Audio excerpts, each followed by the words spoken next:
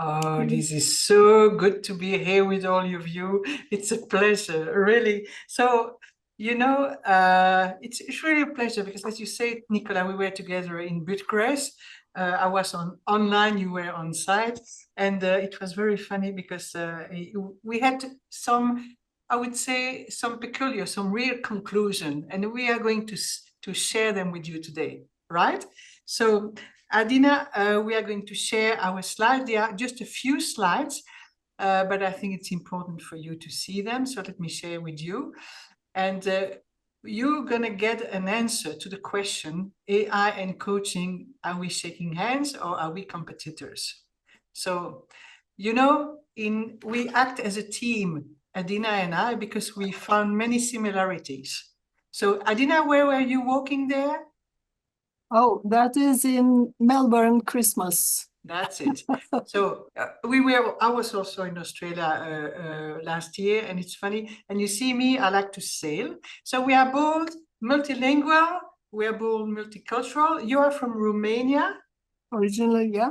And then 6 countries after that. So wonderful. And you live and you live in London, correct?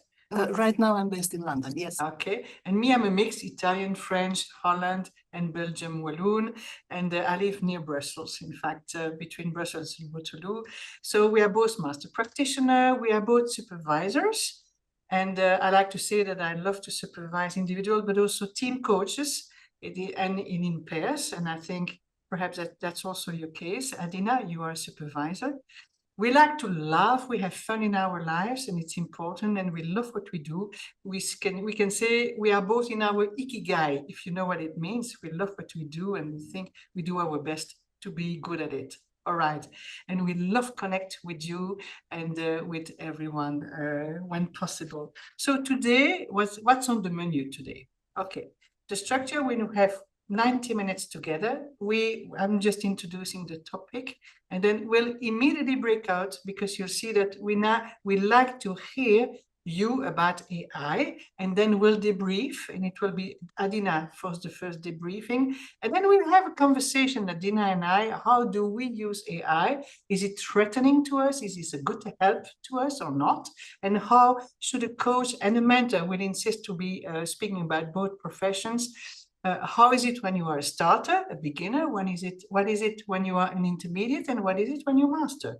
Because it makes a big difference in the use of AI between the different levels. And then we'll have a second breakout where you can just react on what you just heard. We'll debrief again, and then we wrap up. That's for the menu.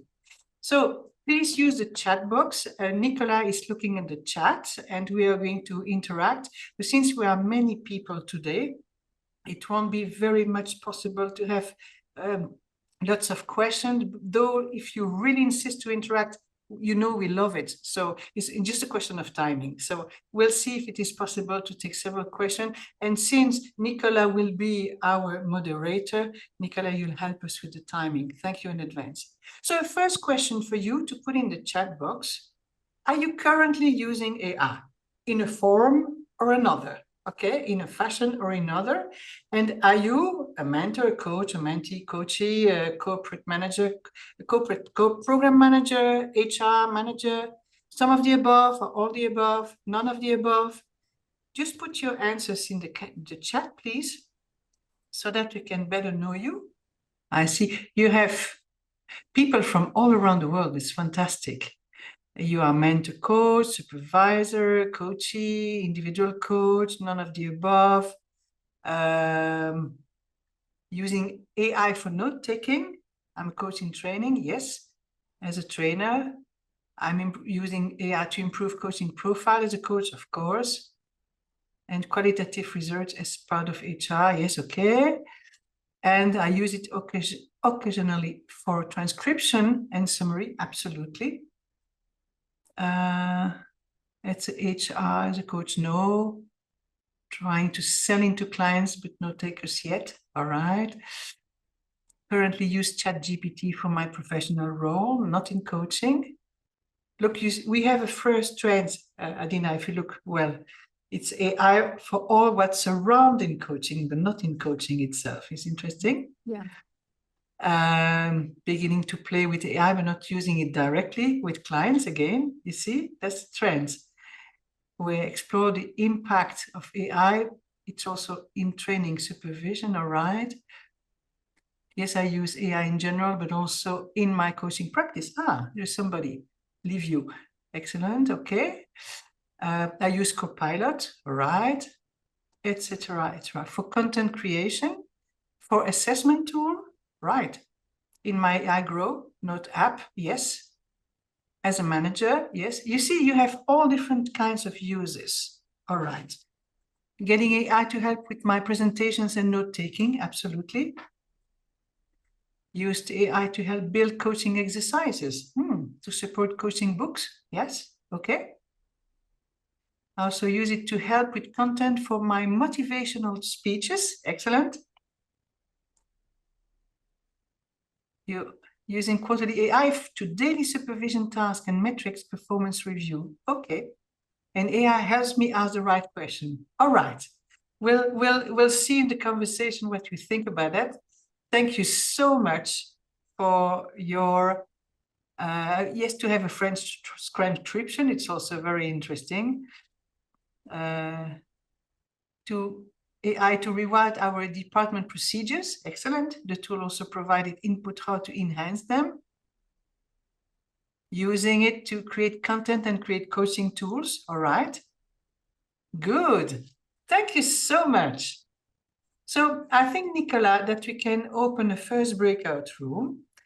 And the question is, AI, what's it in for me?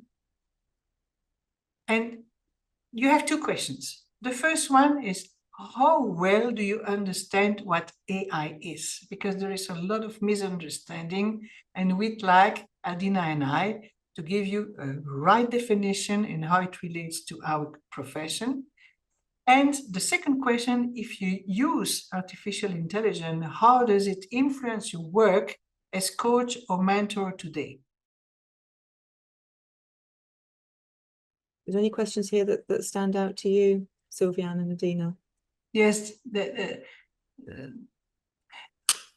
I see a tendency that some coaches might be using AI as for supervision. I think that generally there is a theme about using AI on what I would call operational and admin tasks, and also using it a little bit for content creation. But what I would like to say about AI in terms of knowing exactly what it is basically an imitation game, really, whereby technology is trying to imitate the way human beings think, the way human beings act, and both. And so in this sense, AI will only be able to do what we tell them to do. So artificial intelligence is actually misnamed as intelligence. Is not intelligence. It's a one-track mind that can do only one thing at a time and only what is being told by humans. It has no imagination, it has no creativity or spontaneity. It cannot transfer the learning from one task to other tasks that have not been programmed.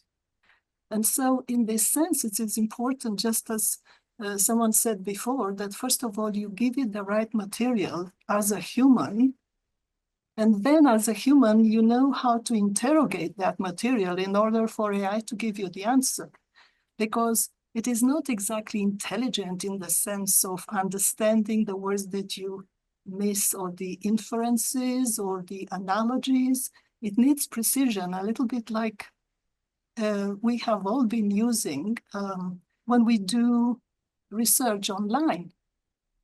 When you look for articles, when you look for books, etc., it depends on the clarity of the question that you ask. If you want to Google a theme, it's the same here, except that it is a little bit more sophisticated and actually requires more knowledge from us to be able to use it effectively. So indeed, it is a matter of skill and learning that skill. The better you are skilled at asking the correct question, the better the answer will be. But the answer is not an original answer like we could produce as human beings. It is an answer that the system has gathered from a huge amount of data that has been put into it as training data. So if you miss out in that training information, big chunks of knowledge, AI will not be able to recreate it, whereas the human mind is able to. You see, our intelligence, we are intelligent. AI right now is not intelligent. So because we are intelligent, we can fill in gaps. If there are words missing in a sentence, we can still reconstruct the sentence. If people speak different languages and maybe not very well, we still understand what they say, but the AI doesn't. So in that sense, it has a limitation. And I think this is what we need to differentiate when we use AI. So it's as good as the information we put in. So I hope this has maybe answered a few of the questions, or maybe reflected some of your own experience and some of your own comments.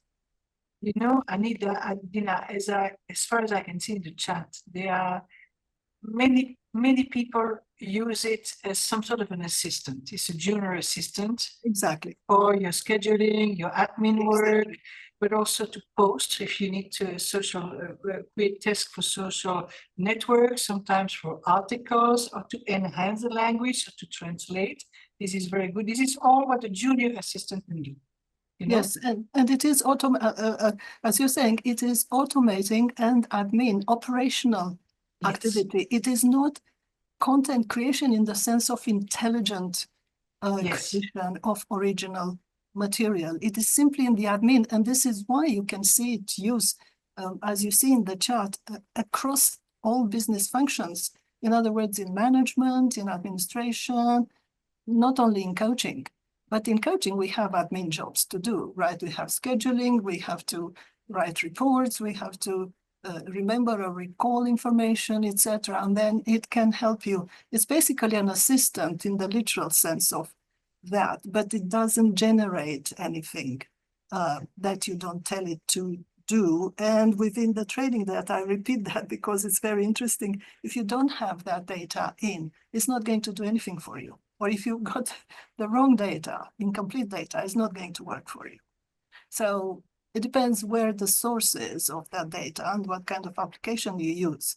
But basically, it's what you put in comes out, and comes out in a kind of automated, prescribed way. It has no imagination to have flexibility. And I think this is the advantage. If it takes away the admin, the sort of repetitive time that takes, is time consuming, but doesn't create value, then of course it's of great help in that sense. We underestimate the possible usage of AI. And I think there's going to be a major shift in coaching and mentoring using AI. And I also think that everything that is in the AI large language models, what is the fundament of how they react on a question, it is all being produced by us. So it is us giving the answers. It is not intelligent. It is already intelligent because it is us. You know, so if you want to be like, really use the large language models, you put a rag underneath with your methodologies, which is obviously your intellectual property. And then you have maybe you think Adina is trying to refer to that, to much more a person who is speaking with a human intelligence, but is going to be there very soon. So I think we need to collaborate. Absolutely. I really think so. The argument is not about not collaborating at all. The argument is to understand what it can do today. Now we can talk about what it can do tomorrow, and tomorrow is already coming in with the different agents and different tasks, then you can reunite. But the point of having different agents doing different tasks is that right now, one agent cannot do 6 tasks. So it is split. And regarding what you said, indeed, there is a possibility that I put my own intellectual property as training data, and then everything that comes out Exactly. mirrors the way I think, but otherwise it mirrors what 100 other people think based on the most probable answer, which means that is the collective knowledge. And one thing that is actually amusing sometimes, and if you pay attention, you'll find out, is that sometimes you ask ChatGPT questions about coaching, and I have read answers which I remember reading in books or having learned in the previous training course 3 months ago. So if you know that, it repeats the same thing. So I'm not saying it's not useful. I'm just saying that right now, it's not doing what we think it's doing, but it is happening. And one last thing, there is a difference between artificial intelligence and machine learning. Now, machine learning is specifically designed to say what you say, which is to start with less training data, but actually learn how to use the logic and the human type of thinking, which is heuristic. It can extrapolate, it can transfer. Exactly. Exactly, but we are just talking about today and understanding where it's going. So we are not, we are all in agreement. It's just a matter of understanding the nuances, and I think it's important, the nuance, because it's important to be excited about what next comes around. And it's Exactly. relatively, exactly, yes. Exactly. I think that that's the right attitude to jump on the Absolutely. train together with AI, and not Absolutely. so much seeing it as a, well, maybe a threat or something that's taking our jobs. That's not really the case. But it's a development you can't stop, and you shouldn't, in my opinion. Absolutely. So well, my 50 cents. Thank you. Thank you. Absolutely, we agree. Let's start our conversation then, Adina. There is a lot in the chat. We can explore that a bit later. But we, you know, Adina and I, we were wondering, let me just, the first question that we should ask ourselves is, when and how do you use AI in your practice? Okay, Adina, over to you, and then I'll answer. Yes, I think that I'm going to answer this by looking at the criteria that I employ and might be useful for others when I look at AI. The first thing is, for me, is about emotions. Do I like to use technology, yes or no, generally? The other thing is the skill. Do I know how to use technology, which is linked to the first emotion? You know, when you know how to use something and gives you positive feedback, obviously you embrace it and you enjoy it.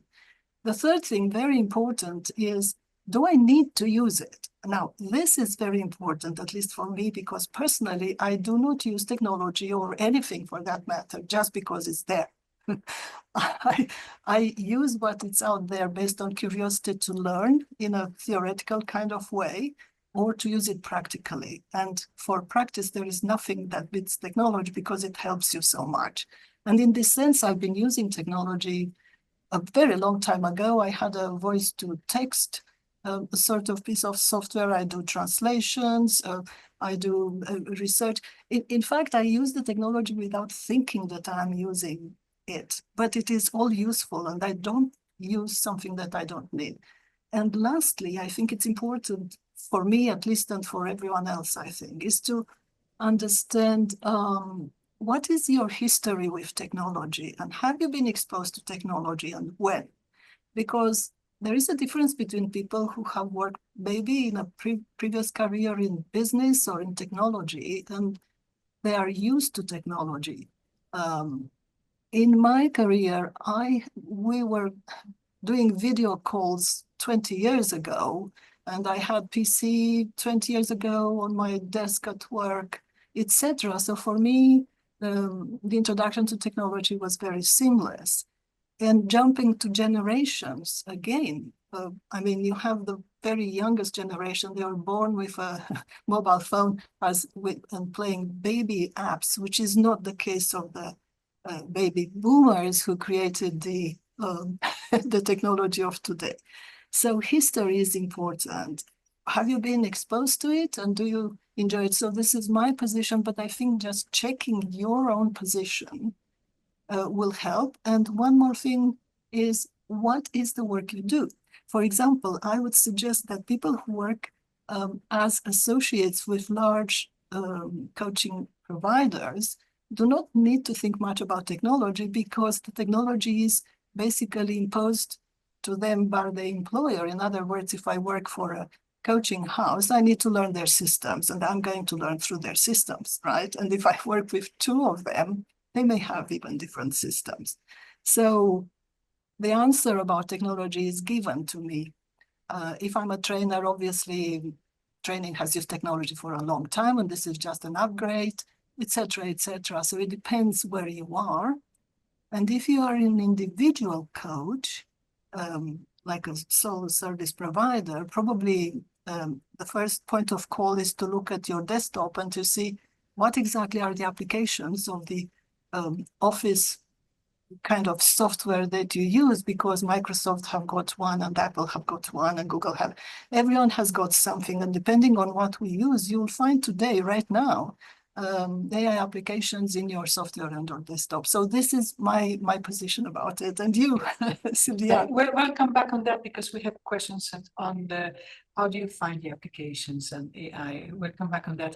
On the first question is, when do you use AI? You know, Adina and the colleagues, I have a Gen Z at home. My son is 28 years old now, and he really pushed me into AI very early, just showing what was ChatGPT. So we were 2.5 years ago already, but I was a bit shy with it. So I didn't know really how to use it. And then he told me, talk to ChatGPT as it was a 14-year-old kid, and give a prompt, which is very precise. But I said, do I have to be knowledgeable to be able to ask a prompt? And the answer is yes. We'll come back on that too, Adina, because 56% of the data we receive from AI is hallucination. And we have to come back on that. This means we never have to forget that all those large language models are just algorithm. So it's a piling of all the data they receive.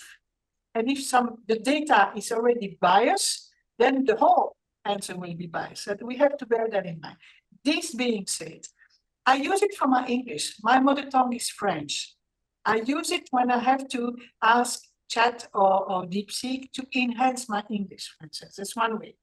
I use it when I ask a question of general culture or something, but I bear in mind that I have to check. So I usually ask Chat, I go DeepSeek, I go Copilot. You need to multiply the source. This is something I learned. And for instance, my son was showing me that Instagram, if we speak about AI on Instagram or on Facebook or Meta for the moment, about 1/3 of the films you are watching are fake. That we are not aware of that, but we have to keep that aware. So I won't be using AI for coaching, but it will be our next question. If you have a bit of patience, Adina and I, we're going to make the difference between AI for a beginner, AI for an intermediate, and AI for master, right? Now, the more you get into mastery, the less tools you use, and your body and yourself become a tool. So I use AI as my junior assistant, hosting, enhancing my English, translating, making speeches, making report. I mean, a good junior assistant. Okay, give me statistics as well, and compiling data. It's just a data compilation tool, and that I'm very happy with. So we have a second question, Adina. Shall we be afraid of AI? Well, absolutely not. I think that really we need to understand something. Human beings are different because of two things, in my view: technology and trade. That's the two elements that define human beings. Other intelligent life forms and animals are intelligent. They have communication. They have societies. They have sort of hierarchies, etc. But they do not have technology, and they do not have trade. They do not exchange knowledge and information in the way we do.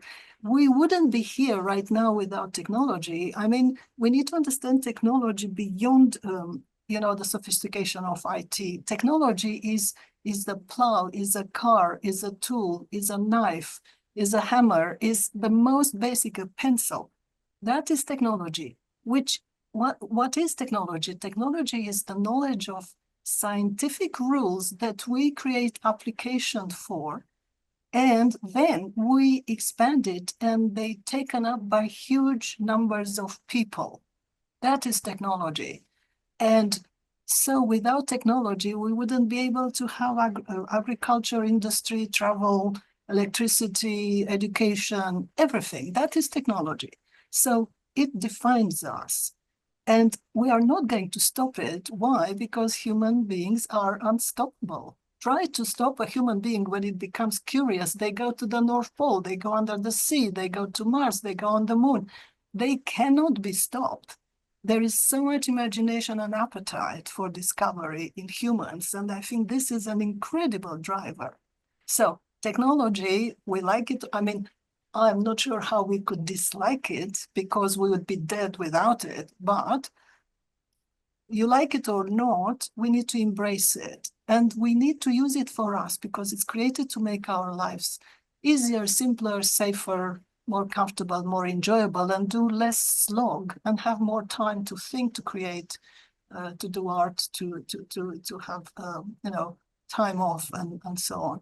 So no, we shouldn't be afraid, and we shouldn't be afraid of AI because AI is just another piece of metal with electronic chips in it on a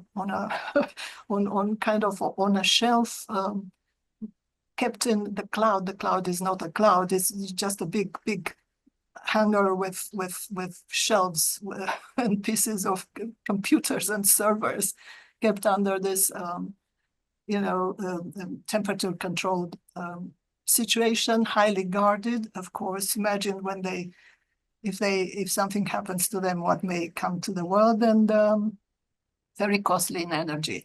So it's not imagination, it's not fiction. It's just metal and glass and rare metals that are put together. So we serve it. It serves us, and we embrace it. Okay. I have two analogies for you, colleagues. The first is that if you see a big train coming to you, don't stay on the tracks. You go behind and you push. First analogy.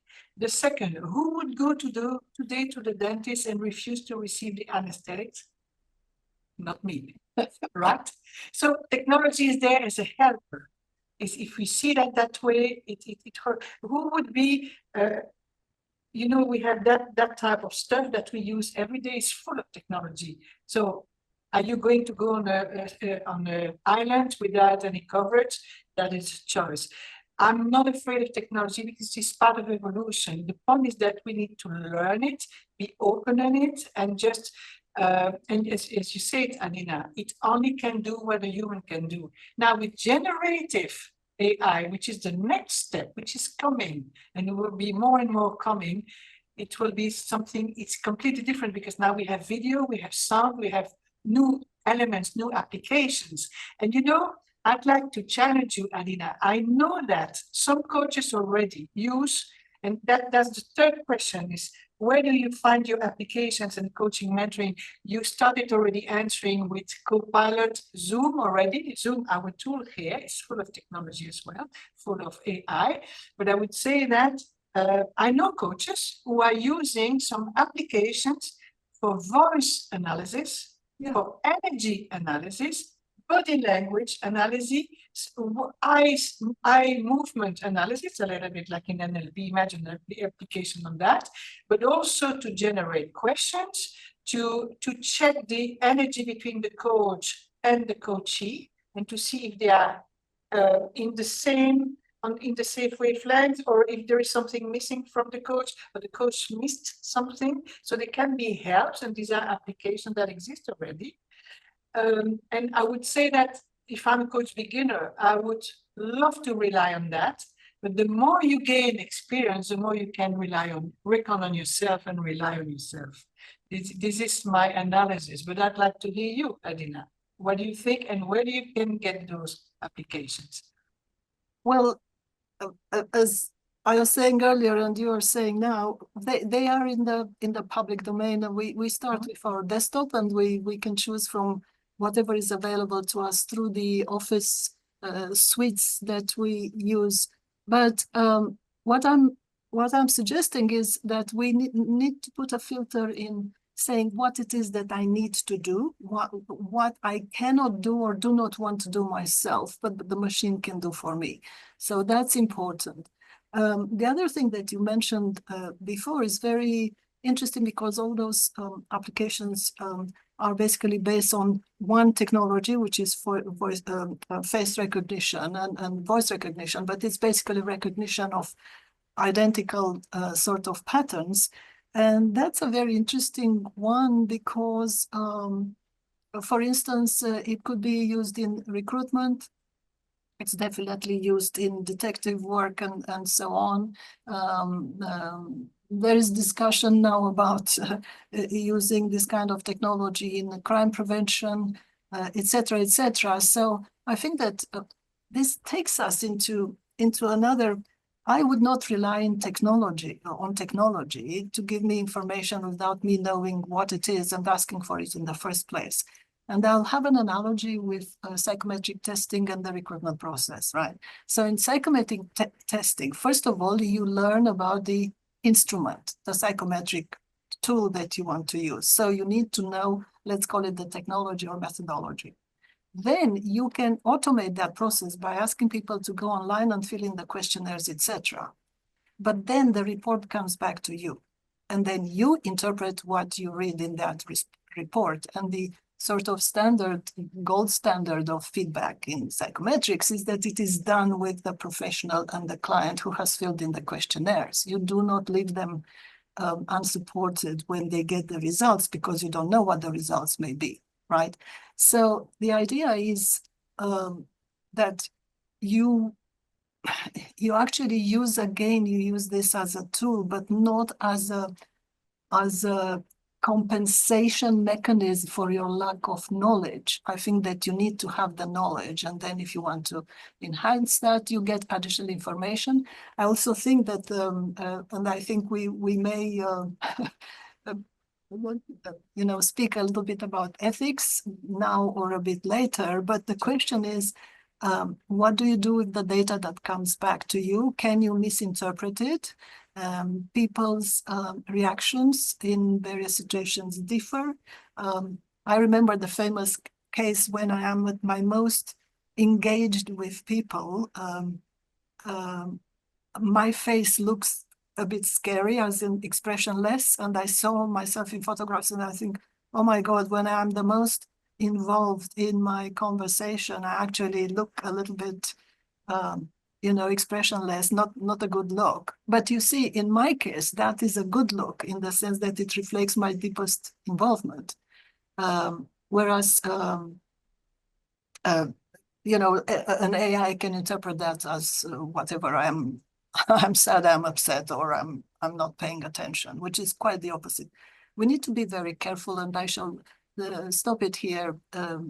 Because this is a bigger conversation and very fascinating, and we need to have it, actually. We need to have it. Sorry. Let's go to the next question then. And let me start. How would you work with AI as a beginner? In fact, if I'm a coach beginner, I would look for case analysis. I would look for questions. I would look for the process. I would look for all my marketing, okay, my posting, etc., my CV, the way I present myself. And it can be visual, it can be text and all that type of thing. I've read my notes also. I could also get some information more about the culture of my clients also. Check some of my assumptions also. Ask for my marketing strategy in my specific region, what can be done for me. My sales argument, for instance. Making presentations, it could be great. And help define an action plan, for instance. That could be me as a coach beginner, right? As an intermediate, that is a few hundred hours already. I would be checking the true request, for instance. I would put my assumptions on chat, but remember me, I always multiply my source of information, so I check the hallucinations. It's very important for me. You can check the true request in the coaching, so from the coachee or from the mentee also, but check also the cultural bias. You can say, well, with my type of education coming from from Western Europe, what type of bias do I have to pay with a person from Asia, from Latin America, from America? For instance, could be the good questions to ask. I would ask, could you help me get a meta position on what I'm doing and explaining what I'm doing? And chat would answer, or the LLM would answer. I could ask, am I doing something wrong? And then I explain. But again, remember, it's an algorithm. So it will be the compound, the association of several answers from some professionals. And some professionals are not well trained. And that also exists in the database. Remember, keep that in mind, please. I would check existing tools.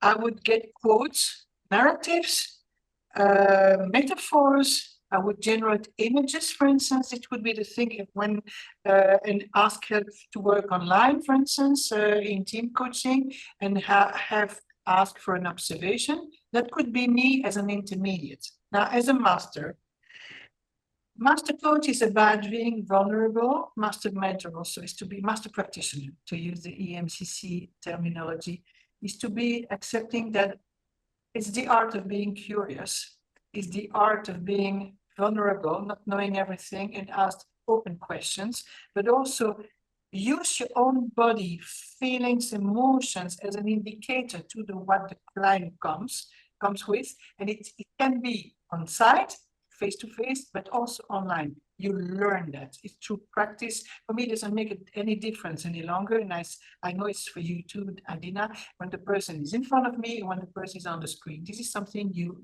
learn. And in fact, what is important for me is I would check the emotional impact that I have on me.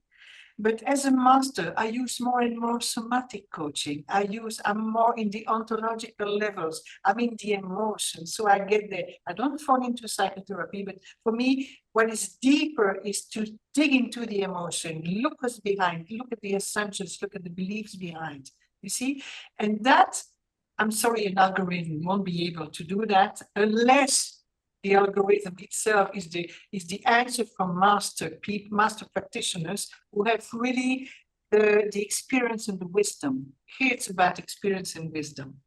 And lastly, I would ask to check models for group and team dynamics. Team dynamics, I would explain, for instance, in team coaching. I see that. What is your analysis? As a psychoanalyst, it would be quite interesting. Okay. As a leader, what is your interest? What is your analysis on the leadership style, for instance? But again, bear in mind, you have to check the source and you have to multiply. But there, the prompts, that is your questioning, would be more funneled, I think, more precise with the right word, because you are more knowledgeable. Do you agree with me, or do you have something different for the 3 levels? And then we can move to the next question. No, I think in principle, this is exactly what happens. I would probably express it slightly differently in saying that in the earlier stages as coaches, we rely more maybe on models, and models have got prescribed steps, and therefore they can be automated, and our thinking and our interaction can be more automated or structured in that way. And the more you move from one model to more models and your model, and then beyond models, which is the level of higher mastery in practice, you become less connected to structure and become more skilled at working in the moment with the person in front of you, effectively reinventing and re-experiences the coaching interaction every single time with every single person that you have in front of you. So, and at that point, obviously, you don't know what will happen. You don't know how the interaction goes, and therefore you cannot predict. And remember, AI is a prediction machine. You cannot predict where things are going to go, and so therefore you become more free and skilled in real time. And so you work in flow and you work in real time, and then you are less dependent on process and structured steps. I think that's pretty much, you know, the dichotomy here. It's more intuitive, more capability-based, wisdom-based, experience-based, and in the moment, then prescribed steps and, you know, structure. Yes, I think we can answer to the questions which are the ethical elements we need to clarify. You mentioned before the data process, and I would say that I don't trust the robot because I don't know who is behind the robot. I would certainly not share my tacit knowledge, you know, if I'm a coachee or as a coach or a mentor, you know, so it's important to know that, and we'll come back on that. But also it's the data treatment. What do we do with the data? For instance, we have insights or MBTI or any type of test which is done on that. Shall we keep the data? We are not supposed to keep the data together with the client. All right. But also if we use AI, we need to tell the client and ask for permission. I think that was in our discussion, I think you have the same experience, is to just be respectful to the client or to the mentee and ask, may I use that, and provide the results also. You know, if it is on the person. I wouldn't like to be a mentee or a client being analyzed by an AI and not knowing it. That could be very unethical. Your idea? Yeah, no, absolutely. But I think the element of ethics is much wider, and it is the way we look at it at every single level. So it's my own ethical stance, my personal ethics and professional ethics. Then it is how I ethically use the instruments that I use every day in my, as you said, my computer, my data storage. Then again, my curiosity about the data protection in the tools that a third party wants me to use. For instance, if I use the system of a service provider of a company, I would be curious to know what happens with a recording, for instance, that I have with a client of theirs, but in their domain of data protection. And also, obviously, confidentiality and consent. Consent is very, very important, and disclosure of what you are going to do. Now, fortunately and unfortunately, is that we are preoccupied by ethics at every level, but unfortunately, we seem to be lagging one step behind technology at every single point in time, and that's quite fascinating. If you think about our real debates about ethics have started something like 20 years after the internet was invented. I mean, really, what did we do for 20 years? Well, it seems we were not so preoccupied with the amount of data that went online, which now the AI and all the training machines are using, with no compensation and with no accountability for that. So not to mention that regulation and governance are also lagging behind, and because technology changes every few weeks, literally, I attended a very interesting course for my own interest, which was how to make films, because I love cinema, I love the arts, how to make films with AI. And the interesting thing for me was that the ethical questions was risen every other sentence. Literally, where do you get your training data? Can you have it? Can you not have it? If you modify it, because again, like every AI, it works with training data. So you need to put in some stuff, whether it's your pictures, someone else's pictures, or movie clips, right? So the first thing is, where do you get your data? There's a discussion, where do you get it? Public domain, what does it mean? Then the next thing was, if you modify it, do you tell the people, etc.? The other thing was that, for instance, as you said, in order to do something, you actually need more than one application, as you said. So you need to have to take different monthly, what are they called, monthly subscriptions to the various things. But depending on the geography where you find yourself, you have or you don't have access to the same tool, simply because in Europe, for instance, we know that Europe leads in legislation. So in Europe, you'll have more restrictions on the tools that are globally available than you have in America, for example. So that's another thing. If you take, you know, are you breaching data, sort of confidentiality and protection? one last thing, which is a bit concerning, is that actually there is absolutely no technology system that 100% guarantees protection of the data. You know, the data is breached at government level, at institutions, hospitals, you name it, it's happening, banks, everywhere. And so therefore we need to be mindful what we put out in the public domain. Yes. And the fact that they may be there forever and you can delete it, it's really a big question. And the last comment I'll make is that it is unfortunately a question that we cannot ask ourselves. We do not have the power to resolve or give the answers, but we can only do on our section under our control. What governments do, etc., we cannot influence, and we need to wait and see what they tell us. But other than that, yes, it's an ongoing process, and you know, ethics evolve.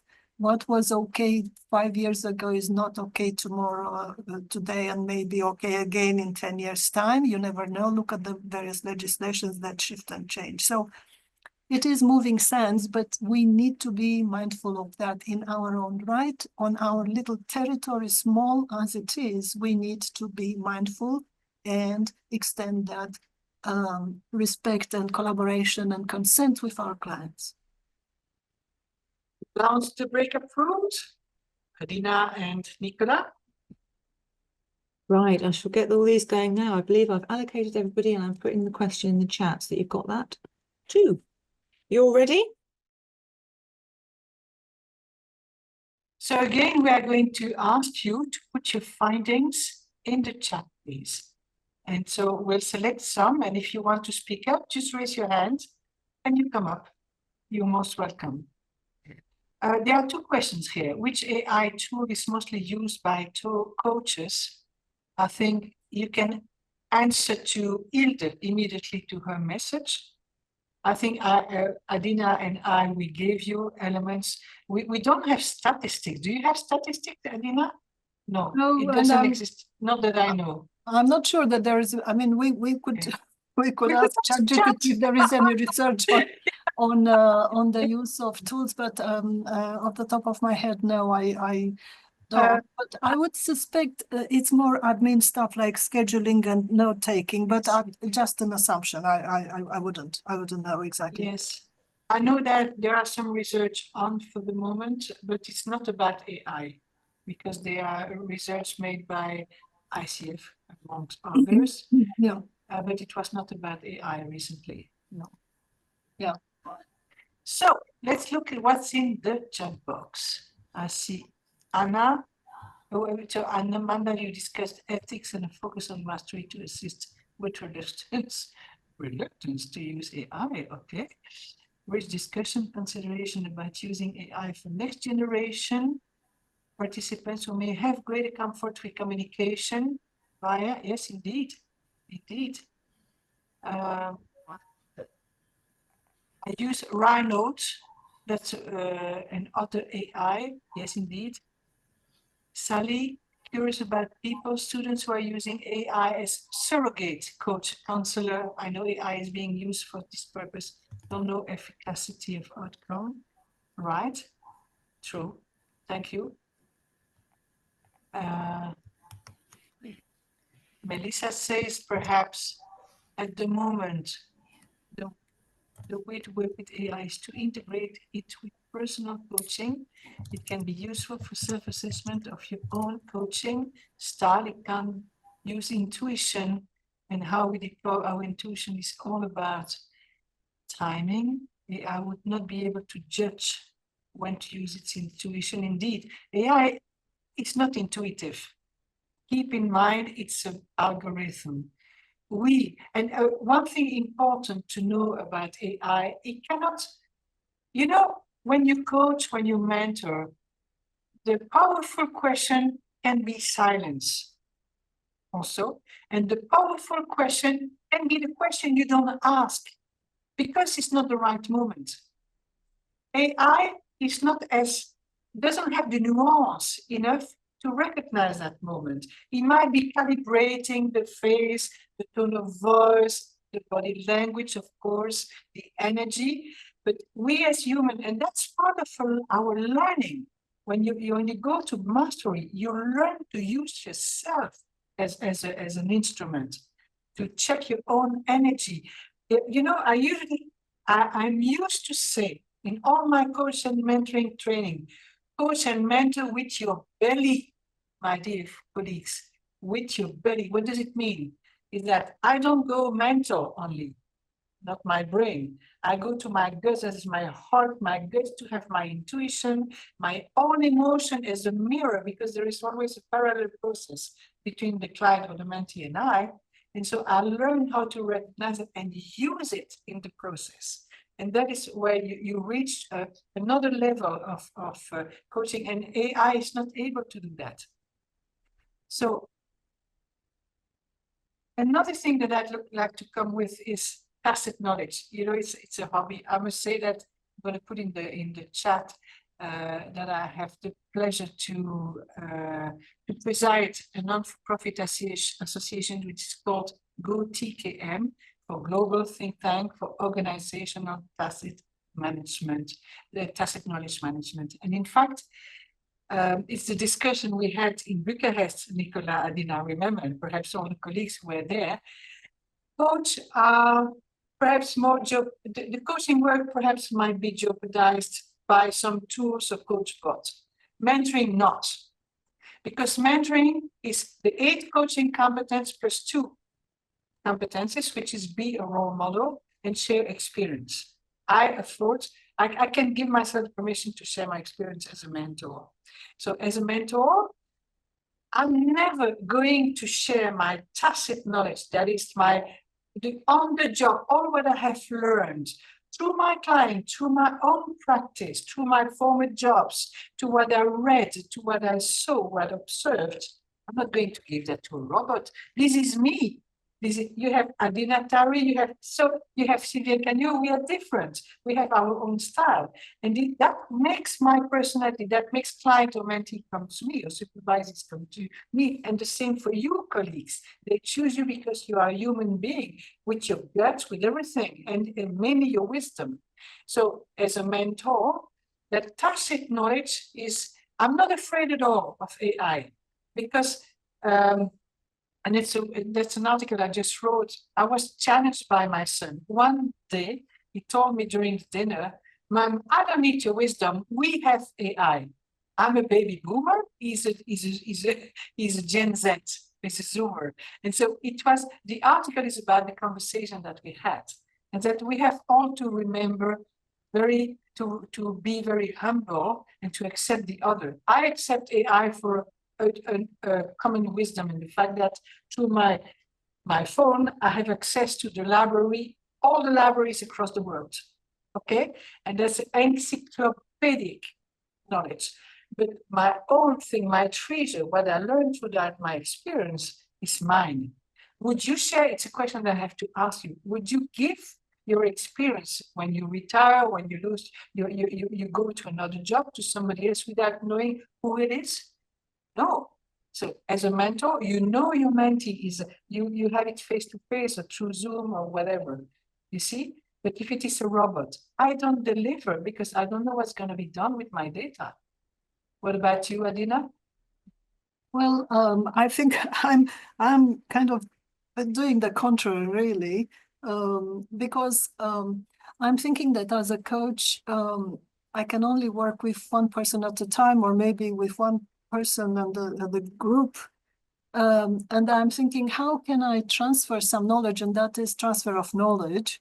Wisdom is a different thing, and it goes hands in hand, to more people than 1 or 10 or 20 or 100. And this is what I do when I write books. I write books because my agenda there is to offer some potential shortcuts in people's experience to benefit from something that took me 5 years to do, and then it may take them, I don't know, a few days or a week to read a book. And I'll give you an example. I was talking to a student of mine, who was a student of business and consumer psychology. I'm a psychologist as well. And she wanted to get involved with the coaching community. And we had a coffee, and she asked me, how she should go about this. Now, it took me, I don't know, about 5 years, maybe more, to understand the whole ecosystem, to become member of some 11 professional organizations, to understand their culture, you know, their level of content, etc., etc. So it took me a good number of years, and also I made choices to invest time and money in things that after the event I thought maybe I shouldn't have done. So what happened in that instance is that my 5 or 10 years of experience, during which I had some losses because, let's say, I did a course that I found was not useful or I never used again, to transfer to her some information, say, okay, these are the choices, these are the professional organizations, this is the training, the trainers, etc. And I was thinking reflectively, it would have benefited me greatly to have 1 hour or 2 hours with a person who would just map the landscape for me, and then for me to make the choices when I go and dip my toes into various options. So on the other hand, what I'm saying, and I said before, and I agree with you, is that at least in my experience, I have never ever had a coaching session that was similar, even with the same person, ever. Which means that you reinvent and you reconstruct and you reposition the contents, the attitude, the mood, the objectives every single time with every single person. Yes. Which means that indeed that is not a recipe, you know, that's not a list of professional organizations to say this one is like this and this instrument is like that. And that indeed you cannot capture, or you can capture some principles. And then, as I said, I write articles, I love to write books, and I've got a project to finish my 9 or 10 books, and that's all I've got to say, and that's the end of it. I'm not going to say more than I know.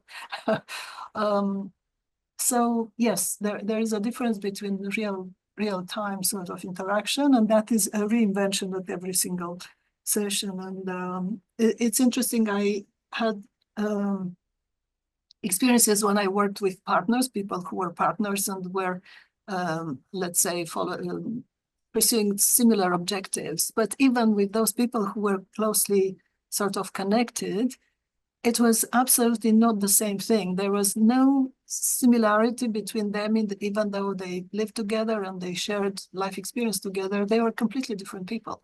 So yeah, it's a unique, every single coaching hour is a unique hour that does not repeat itself. And of course, you can see trends and patterns across hundreds of hours, and I've captured them and written about them, but at the end of the day, that moment in flow in real time is unique. So, and you need to show up and turn up in that moment with the best that you can offer, and that differs with your experience, your training, your wisdom, etc.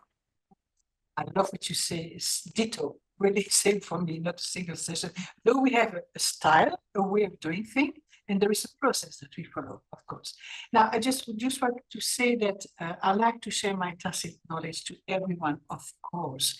What I mean that as a mentor, when I get into confidential elements linked to a corporation, for instance, I won't give that to the external world, because it's just confidential. This is what I mean. Okay, well, it's 12:30 in the UK, 1:30 in CET. I don't know, many other hours for the rest of the world. We are going to wrap up, and let me share my screen again, because in the wrap up, I don't know if you will agree with that, is that the conclusion we draw, Adina and I, is threefold. AI can only do what a human asks them to do, full stop. But it will evolve with the evolution of the technology. We can ask more and more. It will adapt itself to the algorithm. Clear.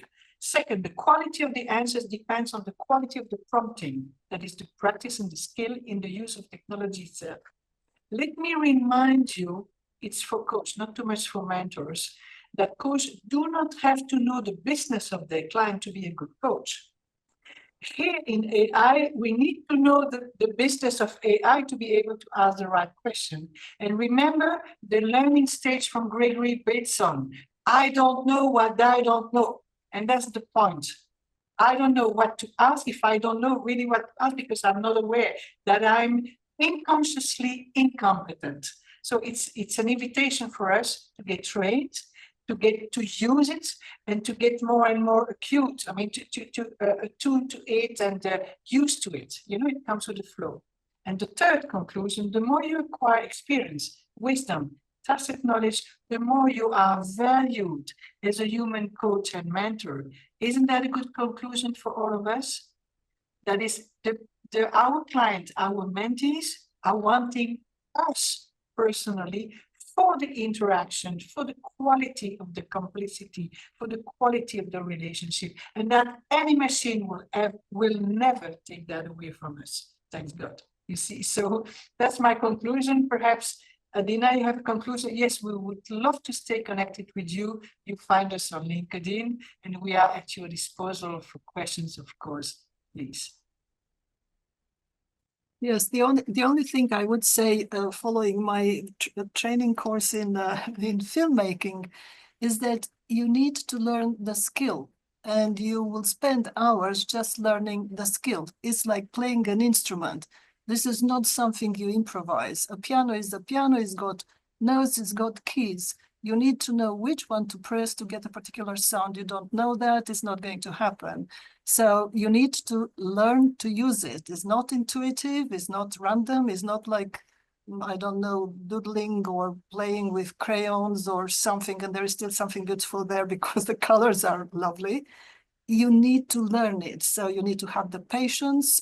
You need to sit in front of the computer, spend hours in trials and errors. You need to iterate and reiterate many times and many hours, or you hire a specialist. And another analogy, you know that there are so many easy and useful tools for us to make websites. The question is, how many of us actually do make our own websites? And when do you know, it's a profession, it's a skill, it's a skill. So we need to practice that. And of course, in complete agreement with the wisdom and experience. Again, it's personal development and development. You know, children are different from teenagers, from young people and older people. Why? Because the passing of time brings us life and work experience, social experience. We learn and we transfer. We are capable of, again, what other intelligent life forms cannot do, and that is social cultural accumulation. We transfer from generation to generation, and this is where the knowledge and information and wisdom come together. And wisdom is a transfer, generational transfer, as well as our own experience over time. Time is of the essence, practice is of the essence, and the accumulation of the treasures of our lived existence on this planet, you know, with the environment, with society, with civilization, technology, that makes us who we are at 10, at 20, 30, 40, 50, and so on. Thank you. I'm here with me time hat on again, but also with me thank you in my heart for leading such a varied conversation, I think, which has uncovered quite a spectrum of different perspectives, different opinions, different levels of use, different levels of knowledge. I was just one last question for you both. I can see Christian's hand up. I know that Pascal's very keen that I acknowledge Christian's hand. Don't worry, Christian. Oh, Christian's gone. But just like one last question for you both. Is there anything that surprised you that came out of the conversation today? Not really, for me. But I'm surprised of the interest that AI generates for us coaches and mentors. This means that there might be some fear, and we understand that. It's very reptilian, you know, so my personal survival. So it's let's keep cool, and I keep on the conclusion. So I would like to thank EMCC for giving us the opportunity to speak about that important matter. And me, I'm just delighted. It's just a conversation. We could keep on speaking for hours, as you can see. Very, very easily. Indeed. What Indeed. about you, Adina? I was just looking also for the questions, and someone is saying if I write my books or anything with AI, I would say absolutely not, and I will never do that. As long as I can think, I can research, I can summarize, and I can write, I will not write with the help of AI unless I upload all my own material and then I reconstruct it. But I am not there yet. I don't need that. You see, it's back to my credo. I do not use technology. As long as I can think and write, I will think and write. The day I can't do that, well, I'll do something else that I can do, you know, like music and films and other things that are of interest.